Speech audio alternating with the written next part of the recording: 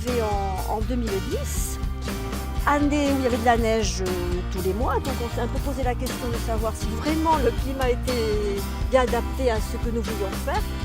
Il y avait des arbres et donc il a fallu couper les arbres, déboucher, enlever les racines, travailler le sol et planter la vigne. Donc tout cela s'est fait assez rapidement finalement, puisque les arbres ont été coupés fin 2011, la vigne plantée au printemps 2012 et là nous sommes à l'automne 2016, il y a quand même des grappes qui sont belles, donc on est quand même très content de tout cela. C'est quand même pour nous une réussite.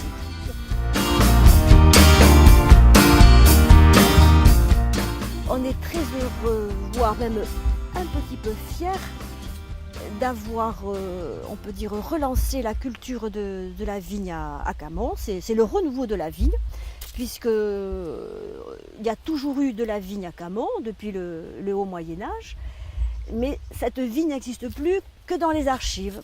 Et celle-ci, c'est une vigne bien vivante, c'est vraiment un vrai renouveau.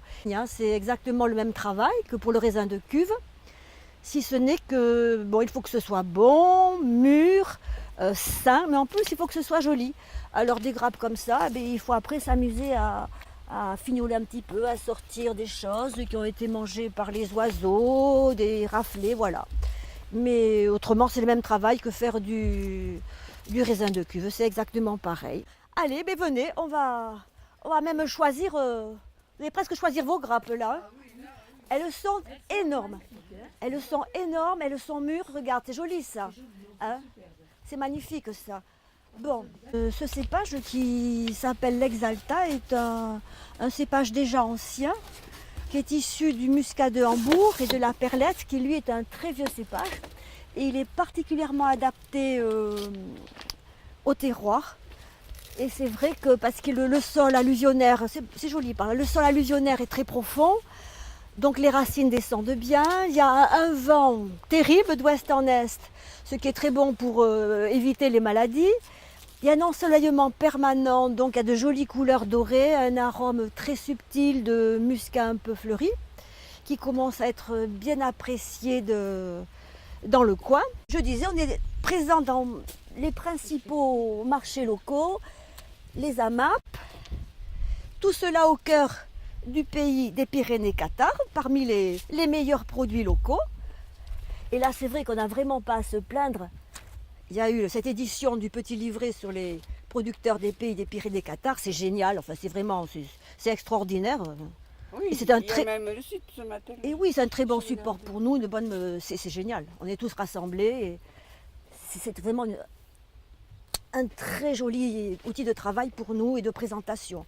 Ça, c'est super. Ah, la plus belle des Camounaises. Voilà. Ah oui, Bonjour. Ça va? Oui. Ou t'as porté un gros panier, toi. Ah, oui. Ah, t'as un gros panier. Alors tiens, allez, c'est l'idéal du circuit court, ça, dans la vigne. Et puis c'est frais, nous n'avons pas de chambre froide pour l'instant encore.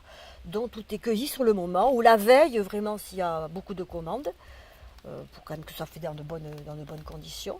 Puis là, on entend le bruit de la rivière. Ça, c'est vachement agréable. Il y a quelques rapides là, avec un peu d'imagination, on est très loin. C'est très agréable. J'espère que le fait d'avoir planté de la vigne et le succès quand même de ce qui apparaît là, de la vendange, va faire des émules.